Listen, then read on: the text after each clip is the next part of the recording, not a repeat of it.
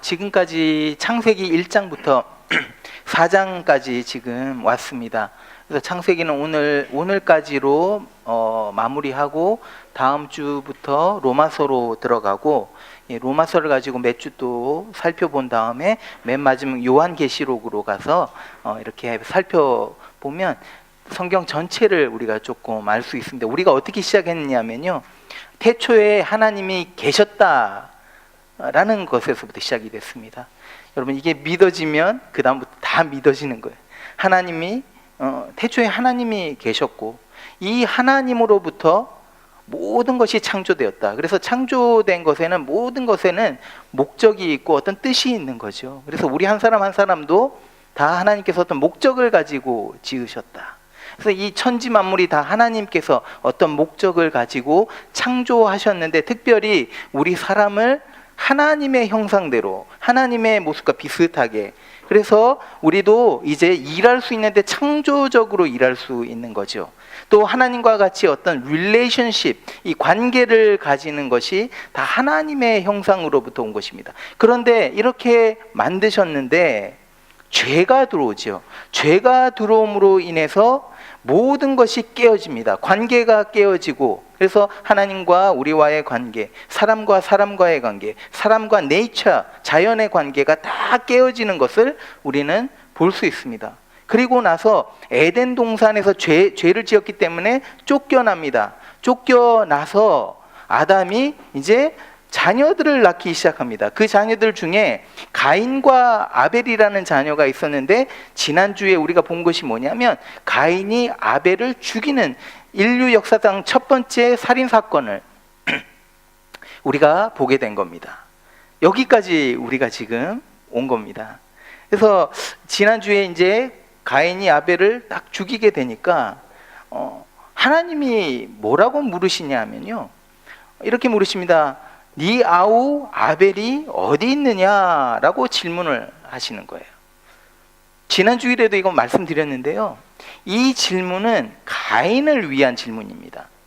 지금 하나님이요, 아벨이 어디 있는지 몰라서 가인에게 물어보시는 것이 아니죠. 하나님은 지금 인포메이션을 원하는 게 아닙니다. 이 질문을 할 때는 하나님의 의도는 뭐냐면, 가인이 그것을 깨닫고 자기의 죄악을 깨닫고 하나님께로 돌아오게 하기 위함, 그것이 의도인 거죠.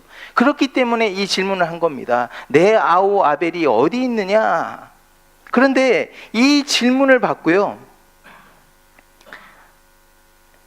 가인이 하는 대답이 참 좀 건방지다? 뻔뻔하다? 이런 생각이 드는 거죠. 왜냐하면 뭐라고 하냐면, 내가 어떻게 합니까? 내가 내 아우를 지키는 자입니까? 라고 대답을 하는 거예요.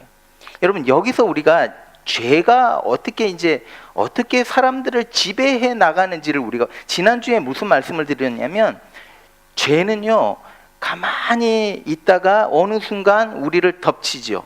덮쳐서 어느 순간 우리의 삶에 들어와서 이 죄는 우리의 삶 전체를 지배해 버립니다. 작은 거짓말 하나가 또 다른 거짓말을 낳듯이, 죄가 우리의 삶에 들어오면 그것으로 우리의 삶이 죄로 인해서 지배를 받는다는 거예요. 그런데 그 모습이 여기서 나옵니다. 사실은 하나님이 인간을 계속 찾으시죠. 죄를 범한 인간을 찾으시는데, 어디서 가장 먼저 찾느냐면 아담을 찾죠. 그래서 우리가 저번에 몇 주 전에 본 것 같이 하나님이 아담이 범죄했을 때 와갖고, 아담아 네가 어디 있느냐, 지금 찾으시는 거예요. 그렇죠? 부르십니다. 찾으시는 거예요. 그때 아담이 뭐라고 하냐면, 내가 죄를 지었기 때문에, 내가 따먹지 말라는 거 따먹기 때문에 숨었다 라고 이야기를 합니다. 그러니까 아담에게 물어봤을 때는, 아담은요, 처음에 그대로 자기의 죄를 인정하는 거예요. 물론 자기 아내한테 저 사람 때문에 그랬다 이렇게 했지만, 사실은 내가 죄를 지었다 어느 정도 인정을 했습니다. 그런데 이 죄가요, 그 다음에 넘어갔을 때 가인에게 와서는 어떻게 하느냐면, 나 모른다, 뻔히 죄를 지어놓고 살인을 해놓고도 나 모르는, 내가 어떻게 하느냐, 이게 뭐냐면 우리의 마음이 점점 딱딱해져 가는 겁니다. 여러분, 죄는요 우리의 마음을 점점 딱딱하게 만들어요. 이게 죄입니다. 저 같으면 이런 가인을 제가 하나님이었으면 그 자리에서 바로 죽였을 겁니다. 그런데 하나님은 그 자리에서 가인을 죽이시지 않고요, 뭐를 하셨냐면 오늘 보니까 벌을 주십니다. 자, 하나님이 벌을 주셨다는 거는요 기회를 주셨다는 겁니다. 때로는 우리가 뭘 잘못하잖아요, 하나님 앞에서. 그러면 때로는 우리를 아프게도 하세요. 예. 매를 드십니다. 어떨 때는 사랑하는 자들, 우리가 부모가 자녀를 사랑하기 때문에 매를 들지 않습니까? 마찬가지로 하나님도 사랑하는 자녀이기 때문에 매를 바로 대라고, 바로 잡으려고 하나님이 벌을 주실 때가 있다는 거죠. 이럴 때는 우리가 빨리 깨닫고 돌아와야 되는 거예요. 하나님이 치시면요 사랑하는 자는 좀 치시는 것 같아요. 저도 많이 좀 당해봤거든요. 맞으면 아파요. 그러니까 맞기 전에 여러분 잘해야 되는 거예요. 하나님 앞에서 우리가 하나님 앞에서 정말 잘 살아야 되는 거예요. 그래서 여러분들이 지금 우리가 때로는 힘들 때가 있고 어떤 어려움이 닥칠 때, 물론 항상 그런 건 아니지만 하나님께서 지금 무슨 벌을 주고 나에게 지금 말씀하고 계신 것은 아닌가, 내가 돌이켜야 되는 순간이 아닌가, 우리가 생각해 봐야 된다는 거죠. 이거를 우리는 회개라고 말을 합니다. 그런데 가인은요 회개하지 않습니다. 하나님이 벌을 주셨는데 그 앞에서 가인이 뭐라고 하는지 한번 들어보십시오. 이렇게 말합니다. 하나님 벌을 딱 주니까 가인이 여호와께 아뢰되 내 죄 벌이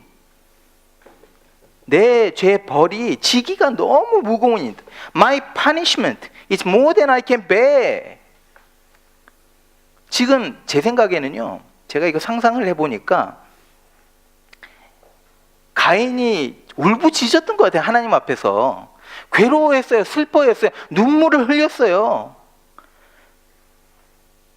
그런데 이 고백에서 여러분 뭘 보십니까?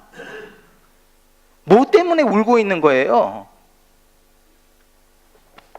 The punishment. 내가 받아야 될 그 벌이 너무 무거운 거예요. 그것 때문에 벌이 너무 무거우니까 이게 힘든 거예요. 여러분, 눈물 흘리고 콧물 흘리고 뭐 내가 괴로워하고 슬퍼한다고 이거 회개 아닙니다. 여러분, 절대 아닙니다. 이거 가인이 지금 괴로워하는 이유는요, 자기에게 주어진 벌이 너무나 무겁다는 거예요. 이 처벌이 너무 가혹하다는 거예요. 여러분, 얼마나 지금 이 가인이 이기적입니까? 얼마나 자기중심적이. 지금 하나님 앞에 범죄했어요. 아벨을 죽였어요. 그런데 자기 생각밖에 안 하는 거예요. 자기 앞에 지금 상황, 이 주어진 이 상황이 견디기가 힘들다는 거예요. 여러분, 이게 죄라는 겁니다. 죄는요 우리 한 사람 한 사람을 이기적으로 만들어요. 지극히 자기중심적으로 만들어버립니다. 여러분, 이게 어디서도 드러나는 줄 아세요? 자, 선한 일을 내가 많이 해요.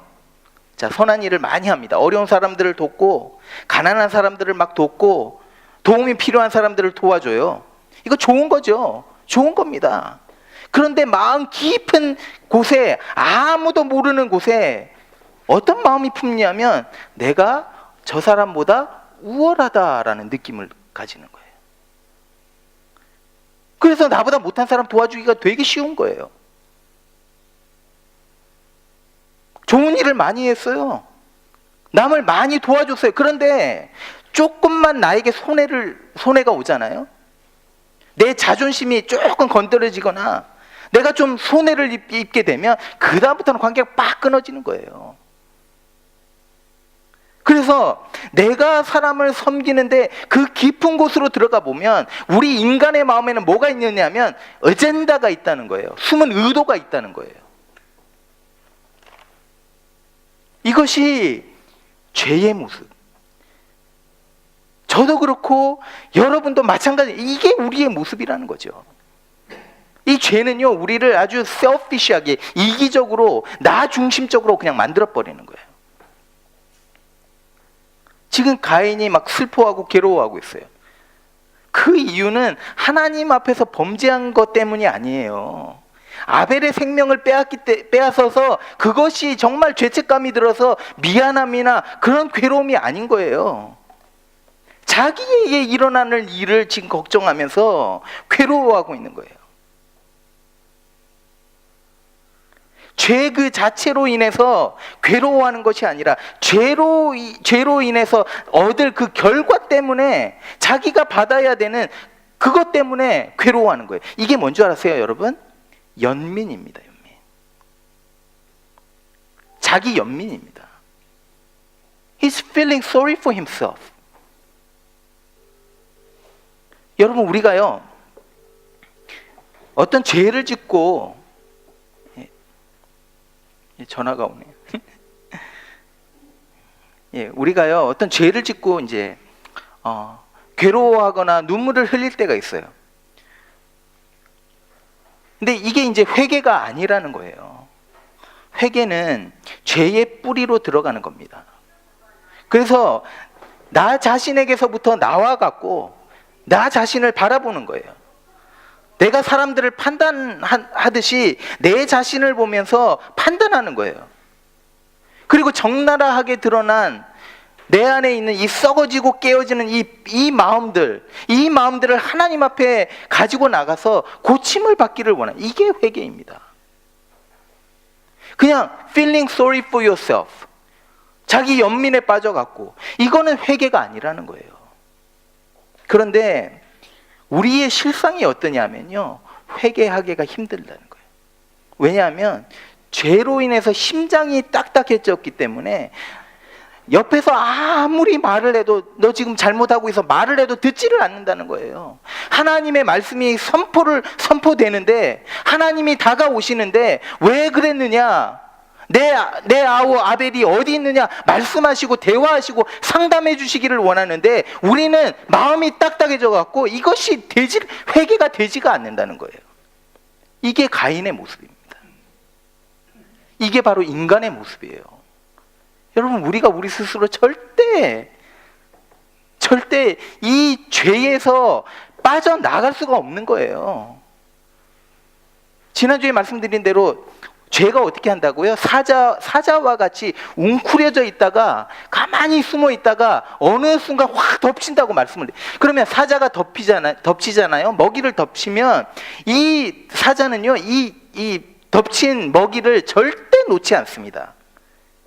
이 잡힌 먹이는요 빠져나갈 방법이 없는 거예요. 죄가 이렇다는 거예요. 죄가 우리에게 달려들어서 우리를 딱 잡잖아요. 그럼 우리는 여기서 나갈 힘이 없는 거예요.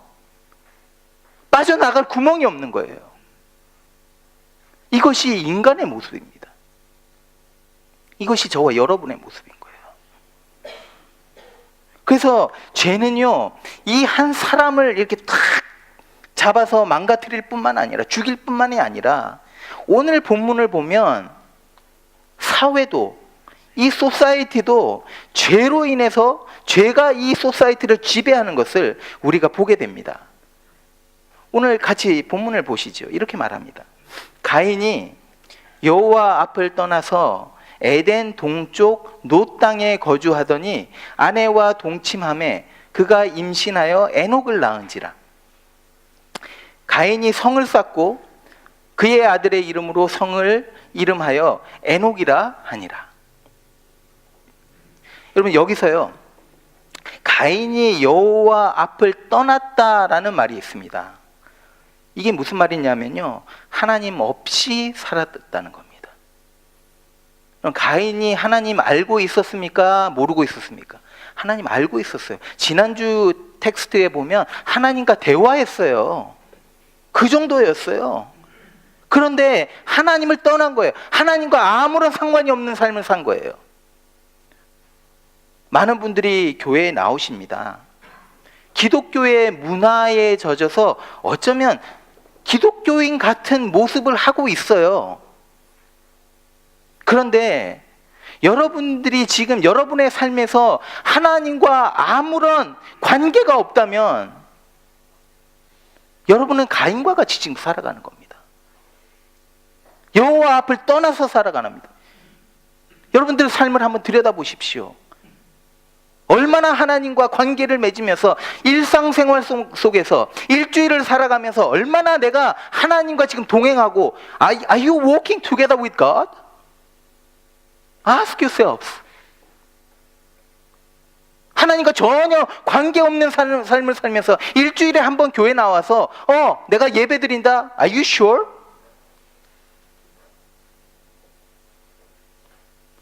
알고 있는 거 아무런 소용이 없다는 거예요.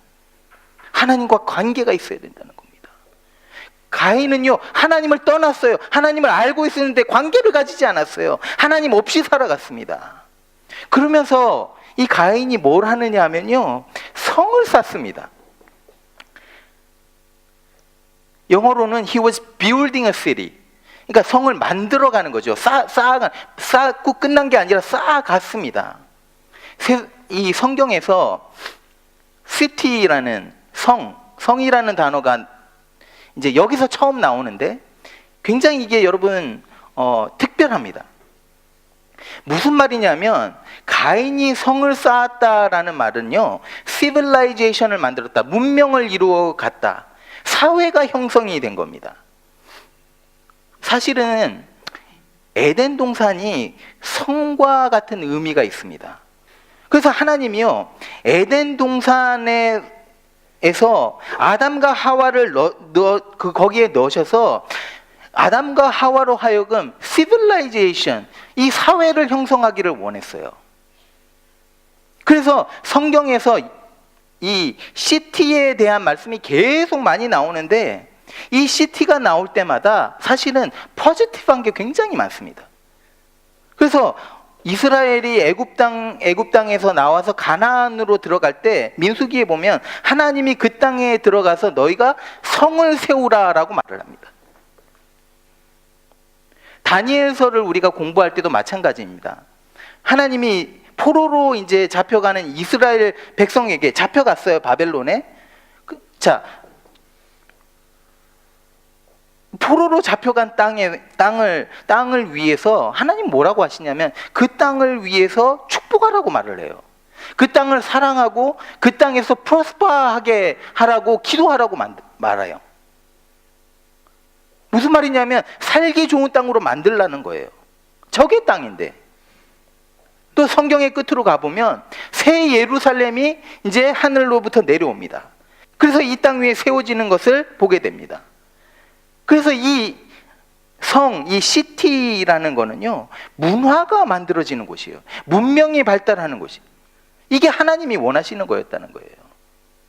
그래서 에덴 동산에서 또 성을 이루어서 그 안에서 문화가 창조되고 문명이 발전해서 인류가 활기차게 그렇게 이 땅을 정복하기를 원하셨던 거죠.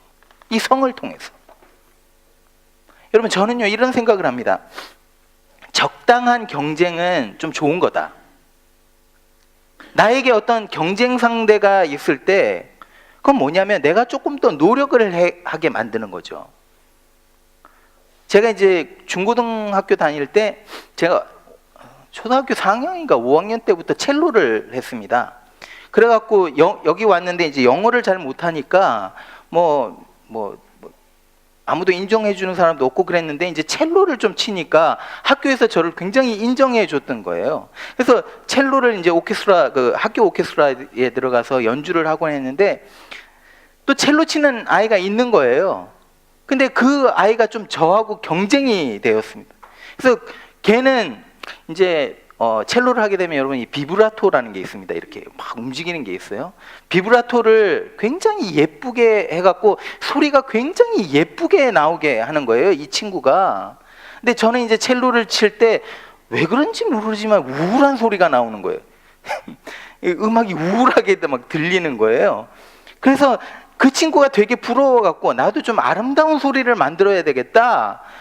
그래서 저도 이제 그 친구하고 경쟁이 좀 붙어갖고 아름다운 소리를 내려고 막 노력을 한 거죠. 그래서 저를 조금 더 만들고 제가 그 다음부터 조금 더 멋있는 음을 낼 수 있고 사람들이 그거를 통해서도 즐길 수 있고 그 정도가 된 겁니다. 그래서 약간의 경쟁은 좋다라는 생각이 들어요. 성 안에는요, 이런 경쟁사, 나하고 비슷하게 내가 할 수 있는 것들을 할 수 있는 사람들이 많이 있는 거예요. 그렇기 때문에 내가 조금씩 경쟁을 하면서 나를 더 낫게 만들고, 그것으로 인해서 그 성 안이 풍요로워지는 거죠. 그런데 그뿐만이 아니라 성 안에는요, 나와 다른 사람들도 있다는 거예요. 전혀 다른 사람들도 있다는 거예요.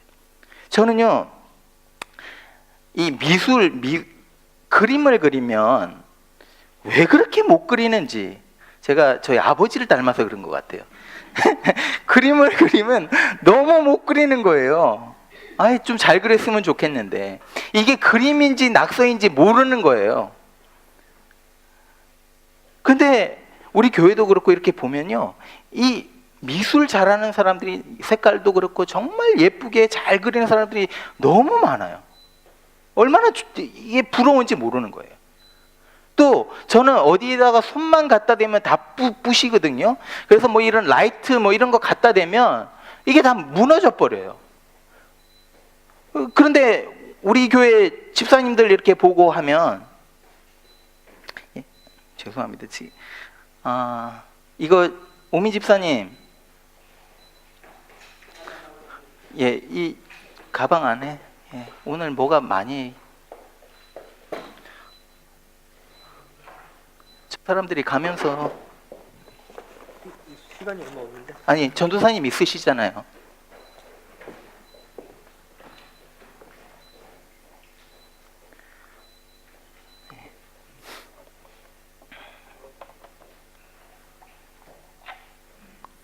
예.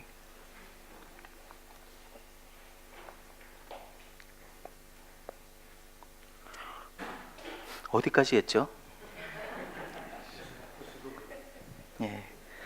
예. 이거 뭐 이제 제 손이 닿으면 다 이제 뭐 깨지고 난리가 나는 거예요. 그런데 여기 우리 집사님들 같은 경우에는요, 손만 가면 뭔가가 뚝딱 만들어지는 거예요. 얼마나 신기한지. 그러니까 성 안에는요, 이렇게 다양한 사람들이 다양한 재능을 가지고 살아간다는 거예요. 그러니까 그 안에서 얼마나 다양한 문화와 창조적인 것들이 만들어지겠습니까? 이것이 하나님이 원하셨던 거라는 거예요. 하나님이 성 안에서 이런 다양한 문화와 시빌라이제이션이 이렇게 일어나기를 원했던 거예요. 그런데 오늘 가인이요, 죄를 범하고 하나님 앞에서 떠나서 뭘 하기 시작하냐면 성을 쌓기 시작합니다. 그러니까 문명이 지금 발전하기 시작한 거예요. 인간이 죄를 지었지만 여전히 하나님의 형상이 어느 정도 남아있기 때문에 창조적인 일을 하게 되는 거예요. 그래서 20절에 보면요, 사람들이 가축을 치기 시작합니다. 그 전까지는 가축을 친 일이 없는데 우리에 넣어놓고 이제 가축을 치는 거예요. 그 다음에 21절에 수금과 퉁소를 잡는 사람들이 생깁니다. 뭐냐면 뮤지션들이 생겼다는 거예요. 음악하는 사람들이 생긴 거예요. 그 다음에 22절에 보니까 구리와 쇠로 기구를 만드는 사람들이 일어났어요. 그러니까 요즘 말로 하면 기계를 만드는 사람들, 테크놀로지를 만드는 사람들. 그래서 요즘에 폰도 얼마나 잘 나옵니까? 이렇게 만드는 사람들이 생겼다는 거예요. 사회가 세워지고 문화가 발달합니다. 그런데 이 문화는요, 가인이 세운 이 문화는요, 죽음의 문화라는 거예요. 문명이 세워졌는데 이것은 죄가 지배하는 문명이라는 겁니다. 그래서 가인으로부터 오늘 본문을 보시면 5대째를 내려갑니다. 5 generations. 5대째를 내려가면 어떤 사람이 등장하냐면 라멕이라는 사람이 등장을 해요.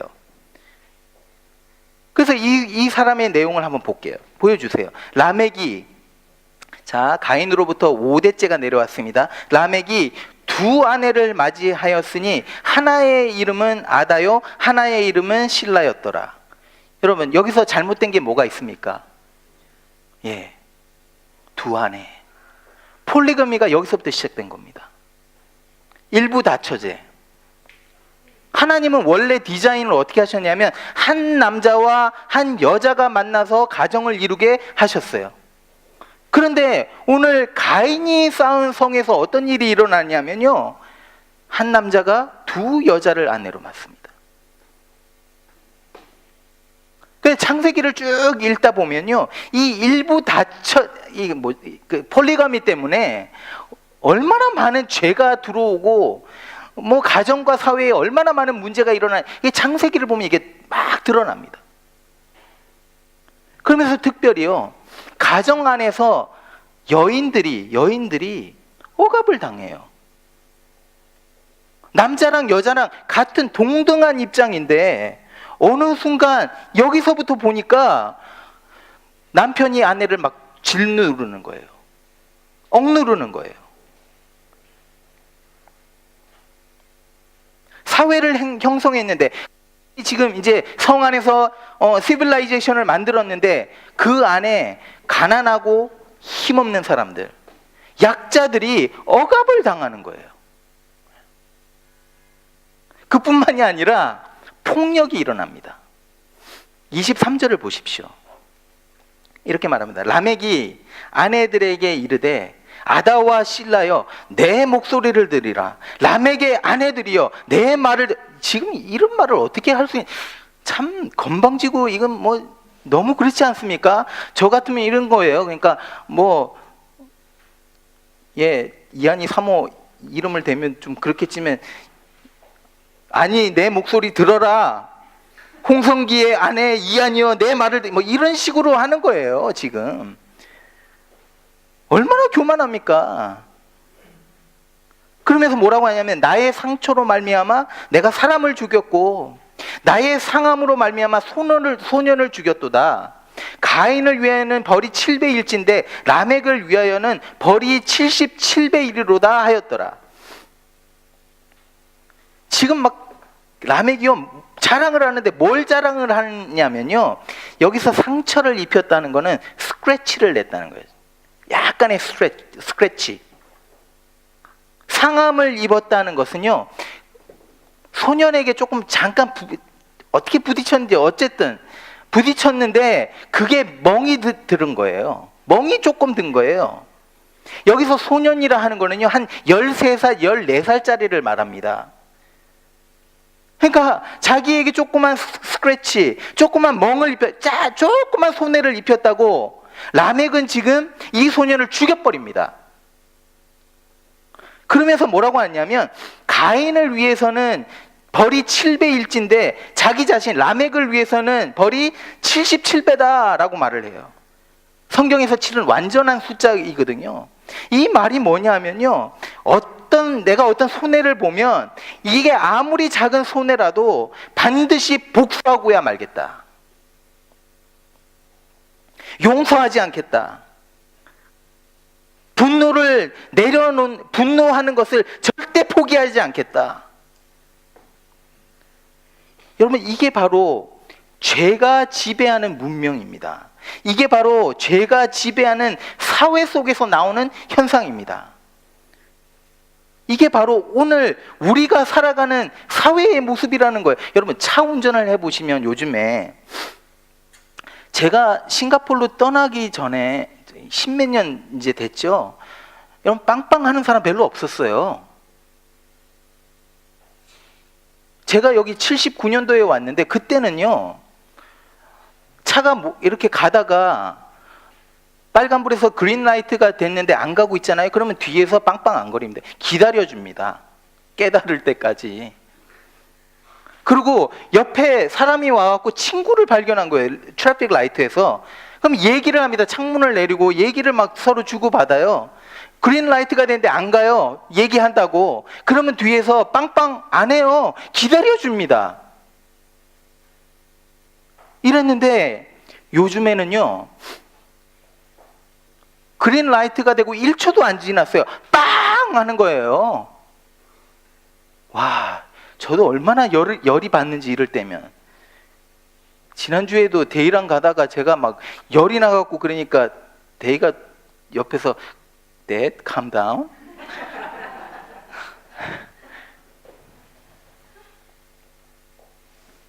아니, 뉴스를 보면요, 운전하다가 뭔가가 뭐 싸움이 일어났어요. 그래갖고 뉴스를 보면 희한한 일이 있더라고요.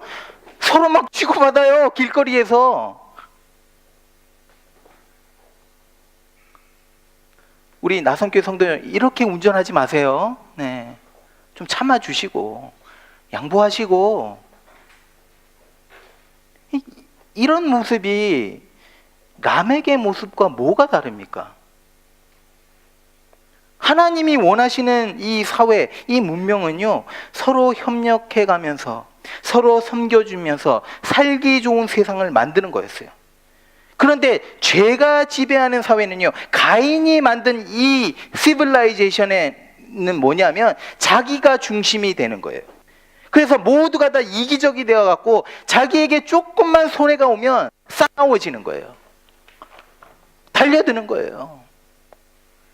내가 어떤 일을 해서, 내가 서비스를 해서 다른 사람을 기쁘게 하는 게 아니라 다른 사람을 짓밟고 올라가야만 내가 설 수 있는 거예요. Survival of the fittest. 가장 강한 사람이 남는다. 이 논리가 이 가인의 세계를 지배하고 있는 거죠. 여러분, 지금 우리가 이런 세상 속에서 살고 있는 거예요. 소망이 보이십니까? 이런 세상 속에서 살아가면서 점점 더 악해져 갈 텐데. 그런데 오늘 25절과 26절에 가보면 우리가 좀 소망을 가질 수 있습니다. 보여주십시오.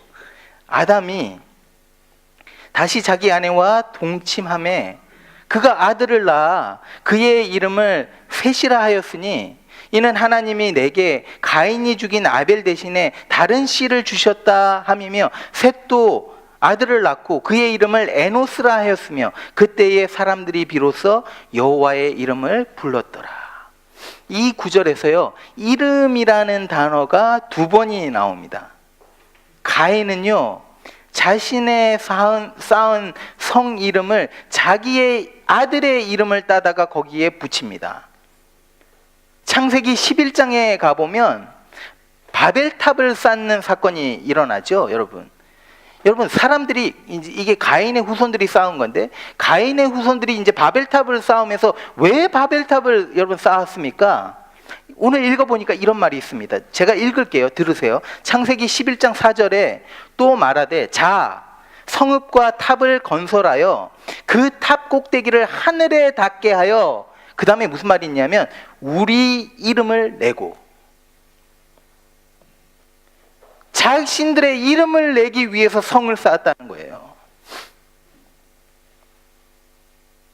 이 사회가 그렇습니다. 지금 자기들의 이름을 내기 위해서 공부를 열심히 하는 거예요. 그렇게 열심히 이름 내기 위해서, 자기 이름 내기 위해서. 그런데 또 다른 이름에 집중하는 한 무리가 있었습니다. 여러분, 가인의 이 이야기가 먼저 쭉 나오지 않습니까? 그 다음에 지금 25절, 26절이 나오는데 이거는 시퀀스가 아닙니다. 이 일이 먼저 일어났고 그 다음에 이 일이 일어난 게 아니라 동시에 일어난 겁니다. 그래서 한쪽에서는 가인이 성을 쌓고 있고 또 한쪽에서는 다른 움직임이 일어난 거예요. 이 움직임이 뭐냐 하면, 이 공동체, 이 사람들이 어떤 사람들이었냐면 여호와의 이름을 불렀더라라고 나옵니다.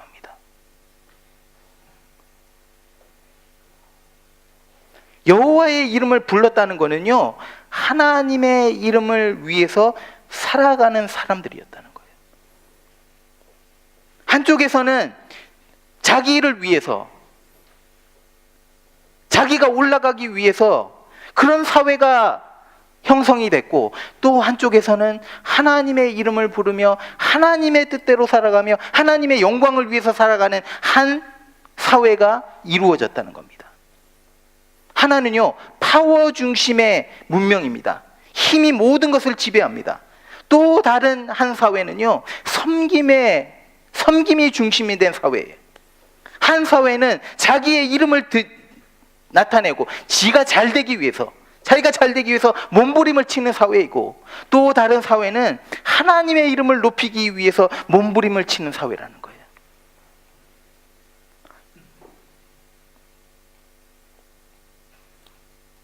그런데 이 두 공동체가 같은 곳에서 공존합니다. They exist together. 그래서 예수님이요 이렇게 말합니다. 따로따로 있는 게 아니에요. 같이 they exist together. 이 두 사회가요, two civilization, they exist together. 그래서 예수님이 이렇게 말씀하십니다. 너희는 세상의 빛이라. 산 위에 있는 동네가, 이 동네가가 한글로 동네가인데요, 사실은 성입니다. 산 위에 있는 성이 숨겨지지 못할 것이요, 이같이 너희 빛이 사람 앞에 비치게 하여 그들로 너희 착한 행실을 보고 하늘에 계신 너희 아버지께 영광을 돌리게 하라. 가인이 세워놓은 이 세상 속에서 또 다른 사회가 있는 거예요.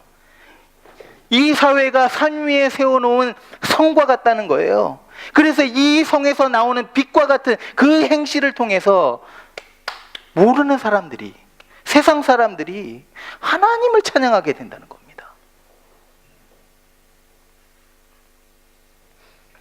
그래서요, 이 사람들은요, 세세 라인에서 형성된 이 공동체, 이 시빌라이제이션에서 살아가는 사람들은요, 완전히 이 세상과 다른 가치관으로 살아가요.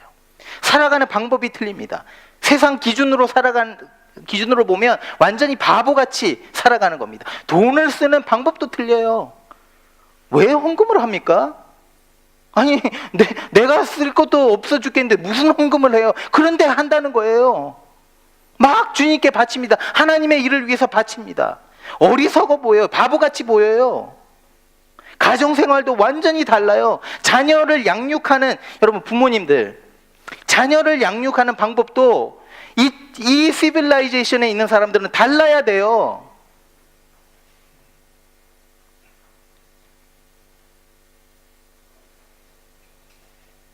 여기 이 세상 사람들은요, 자기의 자녀들이 성공해서 자기들이 잘 먹고 잘 살면 그뿐인 거예요. 그런데 우리 하나님의 이름을 부르는 이 사회는요, 우리 아이들이 잘 돼서 자기가 그냥 잘 먹고 잘 사는 것이 아니라 그들을 통해서 세상 모든 사람들이 복을 받는 거예요. 달라요, 완전히. 양육의 방법이 달라져야 되는 거예요. 그래서 세상은요, 최고를 우리는 그냥 최선을 요구하는 거예요. 정상에 오르는 것을 강조하지만 우리는 조금 손해를 보더라도 정직을 가리키는 거예요. 여러분, 부모님들, 자녀들 공부 잘하는 거 뭐 그렇게 자랑스러운 겁니까? 1등 하는 것 아무것도 아니죠. 그거를 자랑하는 것이 아니라 우리는 뭘 자랑해야 되냐면, 얘가 정말 선하게 살아간다, 얘가 정말 정직하게 살아간다, 하나님을 찾는다, 이것을 자랑하는 겁니다. 세상의 기준으로 살아가는 것이 아니라 하나님의 기준으로 살아가는 이 사회, 이 시빌라이제이션을 우리는 만드는 거예요. 이게 하나님의 이름을 부르는 사람입니다. 여러분, 오늘 창세기 4장에서 말하는 게 뭔지 아세요? 역사의 시작부터 두 가지 사회로 나누어졌다는 거예요. 하나는 죄악이 지배하는 사회, 그래서 남을 짓밟고 올라가야 되는 그 사회. 또 다른 사회 하나는 하나님의 이름을 드러내고 그것을 통해서 다른 사람들을 사랑하고, 두 가지 사회로 나누어진다는 겁니다. 사랑하는 여러분, 지금 여러분들은 어느 사회 속에 속해 있습니까? 여러분은 여러분이 살아가는 삶의 가치관이 뭡니까?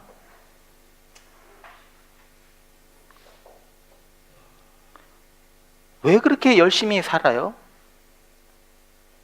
여러분이 살아가는 purpose, 목적이 뭡니까?